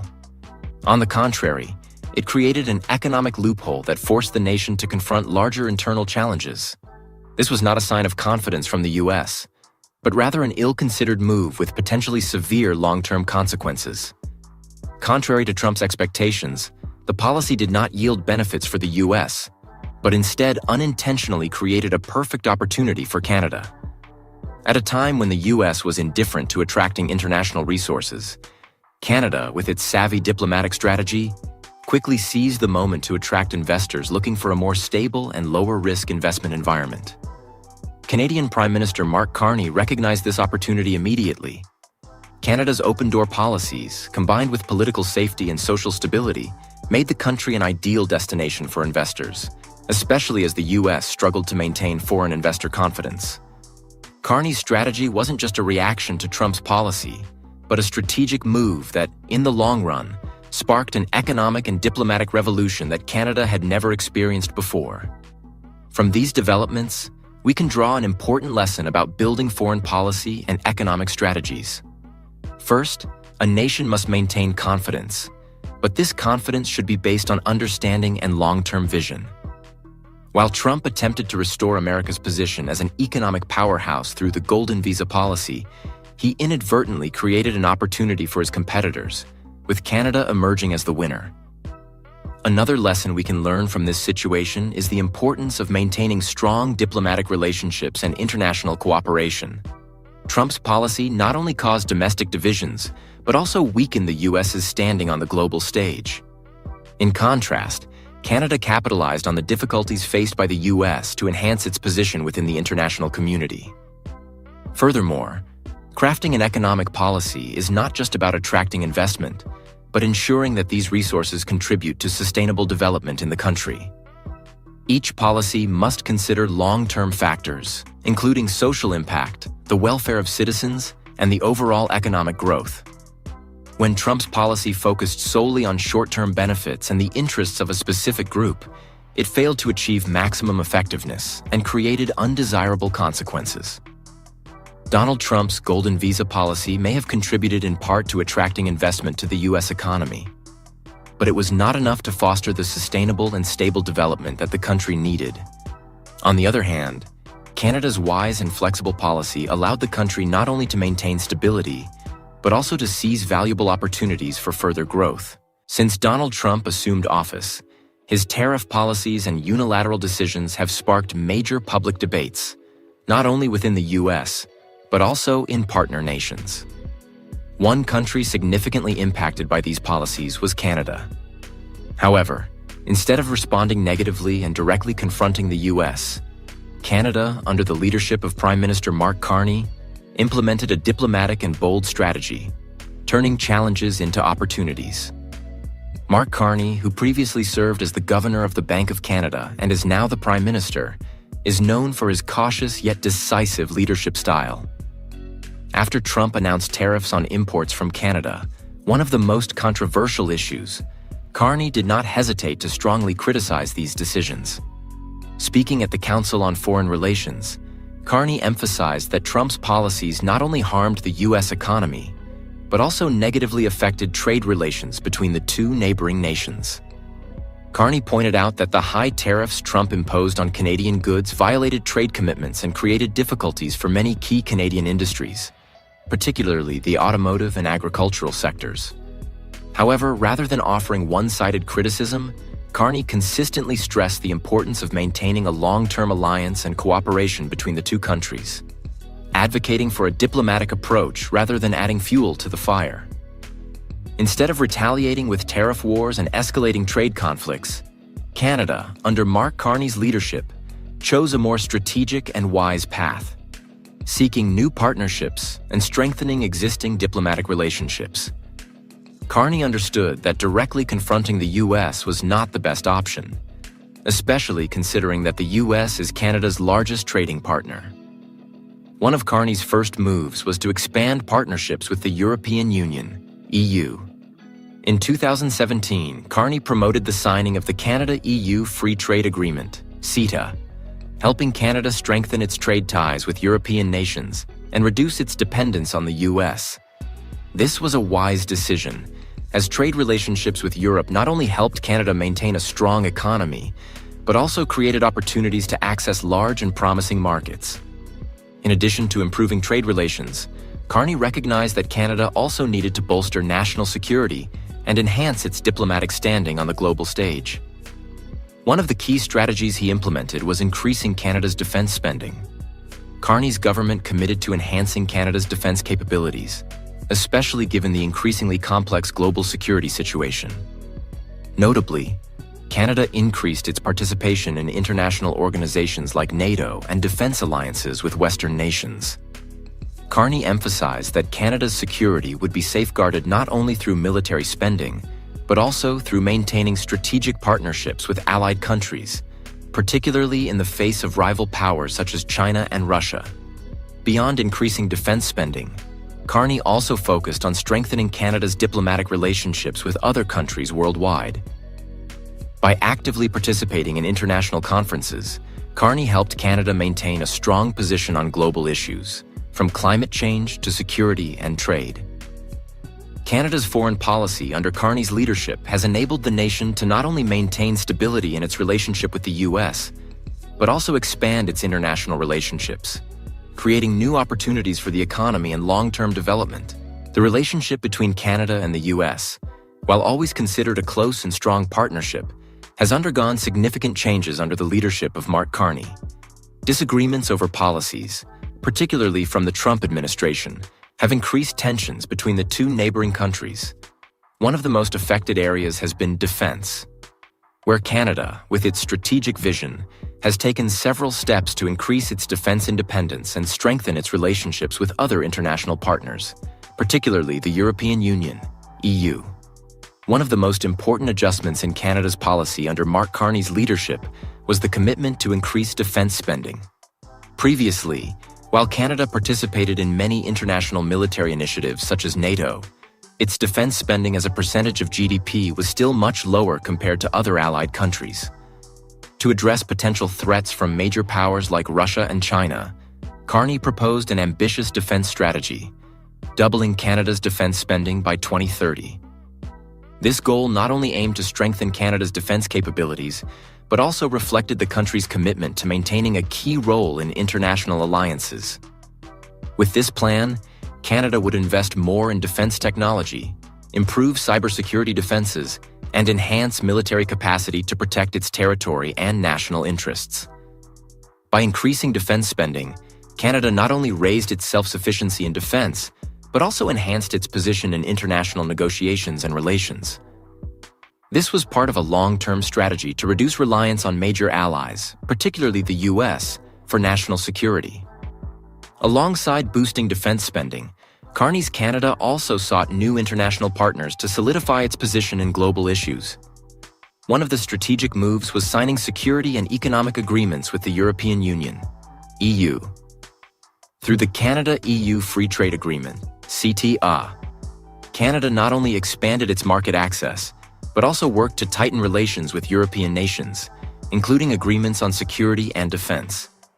With these agreements, Canada reduced its dependence on the US, creating a strong foundation to protect its national interests in an increasingly complex global landscape.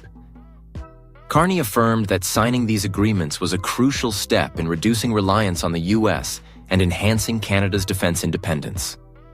While Canada did not abandon the important role of the US in security matters, it was clearly seeking to bolster its ability to self-protect and maintain other key alliances to ensure its national interests in the future. Under Carney's leadership, Canada has not merely reacted to Trump's policies, but proactively expressed its own stance on the country's international relations. Carney did not hesitate to criticize Trump's policies, particularly on trade and defense matters. He argued that Trump's policies, especially the imposition of tariffs and unilateral measures, not only harmed trade relations but also destabilized national security for partner nations like Canada. In several key statements, Carney pointed out that Trump's policies did not encourage international cooperation, but, on the contrary, created division and instability. Carney stressed that Canada needed to be more confident in maintaining an independent foreign policy and not allow any unilateral policies from the US to weaken its position on the global stage. He committed to advancing a strong foreign policy strategy based on cooperation with international partners like the EU while maintaining strong relations with the US. The change in the relationship between Canada and the US under Mark Carney's leadership reflects a significant shift in Canada's foreign strategy.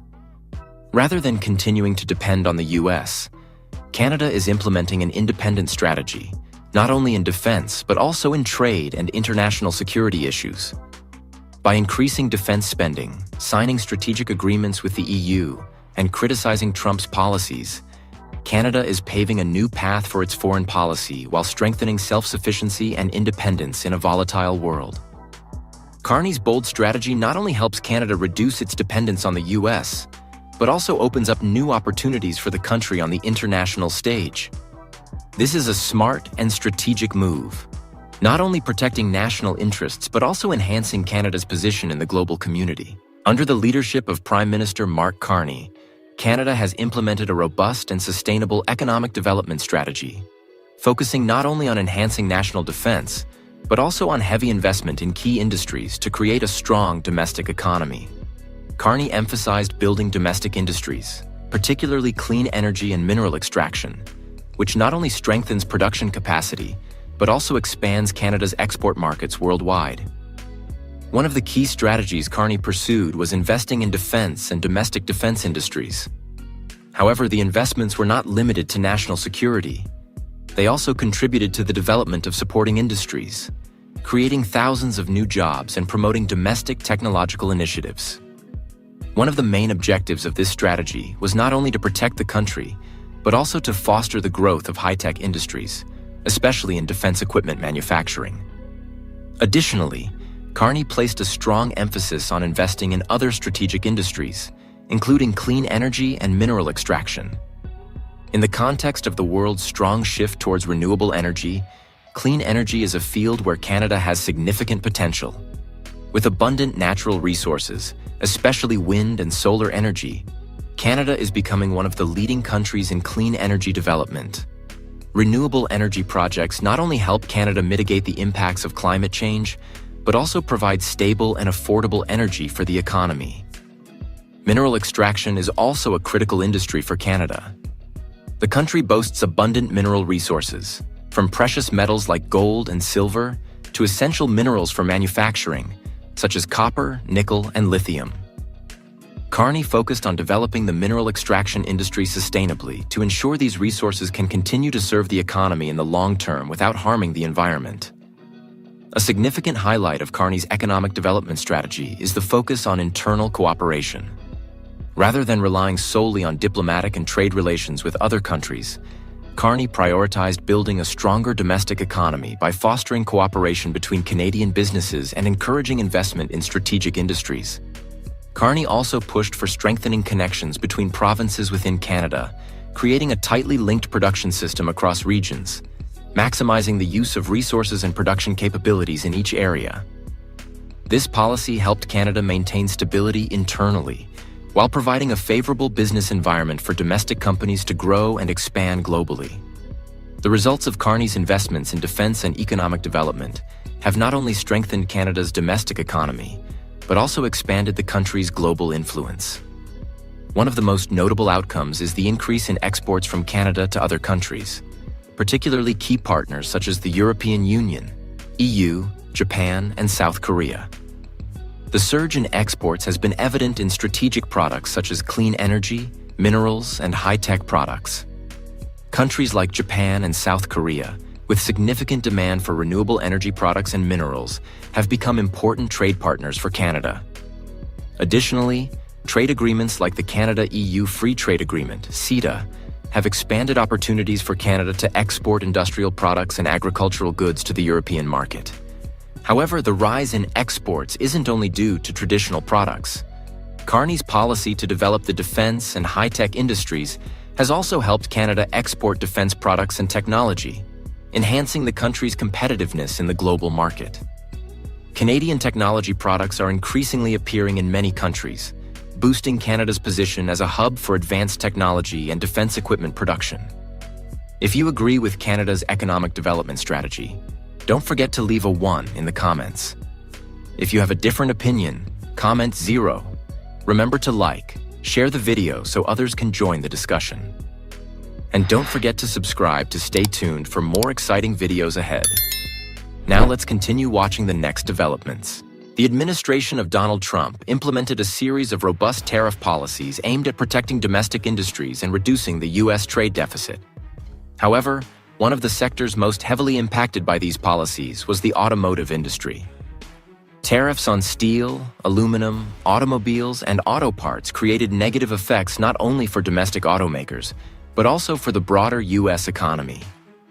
One of the most controversial decisions in Trump's policy was the imposition of tariffs on imported steel and aluminum. These materials are essential to the automobile manufacturing process, and the increased tariffs on these items caused widespread instability in the U.S. automotive industry.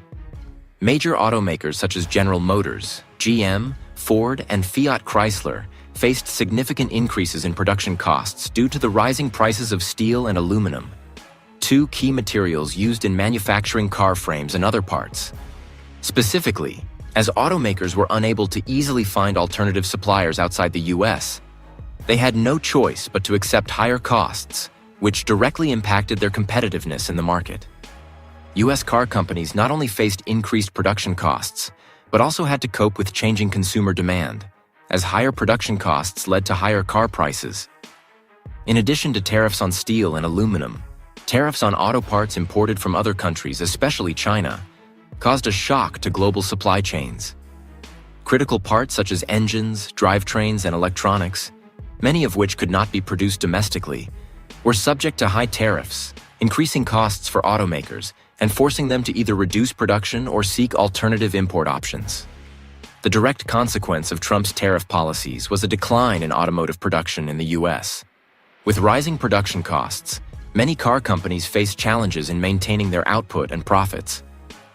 Some major automakers, like GM and Ford, acknowledged that they could no longer sustain production at these cost levels without raising car prices. To cope with this situation, companies had to raise the prices of their car models, leading to a drop in consumer demand. The increase in car prices in the U.S. caused many consumers to reconsider their purchasing decisions. Those in the middle and low-income brackets, which traditionally make up the majority of car buyers, found it increasingly difficult to afford the rising prices of vehicles. This reduction in consumer demand directly impacted the revenue of automakers, resulting in a significant decline in profits within the industry. Additionally, automakers faced fierce competition from international manufacturers who were not as heavily affected by Trump's tariffs and could offer cars at more competitive prices. This intensified the pressure on the U.S. automotive industry as they struggled to maintain their competitive edge in a volatile market. Trump's tariff policies had clear and significant negative effects on the U.S. automotive industry. The increased production costs due to tariffs on steel, aluminum, and auto parts reduced the competitiveness of domestic automakers and caused car prices to rise dramatically. The increase in production costs not only made it difficult for major automakers to maintain profitability, but also led to a decline in production and profits across the industry. However, it's also important to recognize that these challenges could create opportunities for the U.S. automotive industry if it can adjust its production and distribution strategies and seek alternative suppliers and partners. Despite this, Trump's tariff policies have provided a significant lesson for the U.S. automotive industry about its dependence on global supply chains and the need to maintain competitiveness in an increasingly globalized world. With American automakers needing to find innovative solutions to overcome these challenges, Trump's tariff policies have sparked a significant shift in the automotive industry, highlighting the need for flexible, creative business strategies that can adapt to the ever-changing global environment. Since Donald Trump implemented robust tariff policies on imported products, including steel, aluminum, and automobiles, the trade relationship between the U.S. and Canada has faced significant challenges. However, instead of responding with retaliatory tariffs or escalating the confrontation, Canada, under the leadership of Prime Minister Mark Carney, chose a flexible and clever strategy to protect its national economy. One of the key strategies Canada implemented was the Buy Canadian initiative, combined with strengthening cooperation with international partners such as the European Union, EU, and Japan. Rather than directly confronting Trump's tariffs with retaliatory measures, Canada adopted the Buy Canadian strategy to reduce its dependence on the U.S. in key production sectors. The primary goal of this strategy was to encourage Canadian citizens and businesses to prioritize using domestically produced goods and services. This not only aimed to boost the domestic economy, but also reduce the impact of U.S. tariff policies. Canada ramped up production in vital industries such as clean energy, high-tech, and manufacturing to replace imports from the U.S. This strategy not only created a strong domestic consumer wave, but also helped local businesses expand their market share in the domestic market. Canadian companies recognized that to maintain stability and growth, they needed to enhance production capacity, improve product quality, and serve domestic needs before expanding to international markets.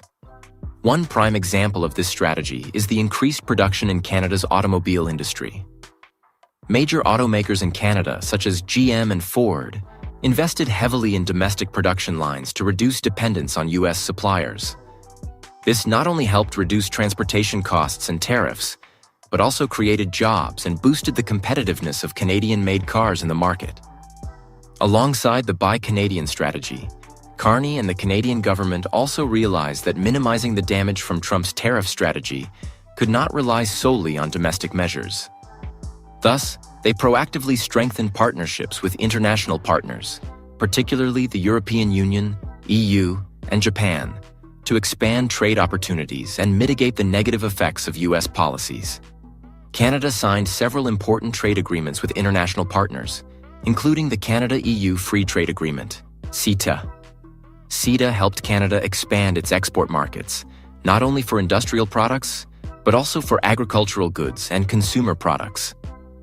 The EU is a crucial market for Canada, and joining CETA enabled Canada to leverage trade advantages with European nations, partially compensating for losses from the US market.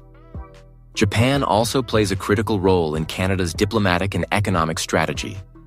Trade agreements with Japan have opened up export opportunities for clean energy products and minerals, as well as boosting direct investment into Canada's industries. Japan is one of the largest and fastest-growing economies, and enhancing trade relations with this country has allowed Canada to expand its export markets while reducing dependence on the US market. Canada's flexible strategy has helped minimize the damage caused by Trump's tariff policies. Instead of responding with retaliatory tariffs, Canada opted for a wiser and more sustainable approach, ensuring the economy's stable growth and reducing trade tensions with the US. The Buy Canadian policy helped domestic businesses grow, create jobs, and promote economic growth. While international trade agreements helped Canada expand export opportunities and strengthen global economic ties, Donald Trump's trade policies, particularly his decision to impose strong tariffs on imported goods from countries like China, Canada, the European Union, and Mexico, have had widespread negative effects on the US economy. While the initial goal of these policies was to protect domestic industries, reduce the trade deficit, and create jobs, the reality has shown a very different picture. Tariffs have driven up production costs, disrupted supply chains, and resulted in higher prices for goods. Industries such as automobiles, agriculture, and other manufacturing sectors have suffered significant losses, with many companies facing declining profits, and some even forced to cut production or lay off workers. Moreover, imposing tariffs on close allies like Canada and the EU has caused divisions and weakened long-standing trade relationships, which have been crucial for the US economy's growth. Although these policies may have provided some short-term results, the long-term impact on the US economy is undeniable. The US economy is now grappling with declining production, the loss of key trade partners, and rising consumer costs, all of which could slow down the recovery and growth process. While the US faces these negative consequences from Trump's trade policies, Canada has experienced a breakthrough thanks to its flexible and strategic economic development approach. Instead of directly confronting tariffs with retaliatory measures, Canada sought to reduce its dependence on the US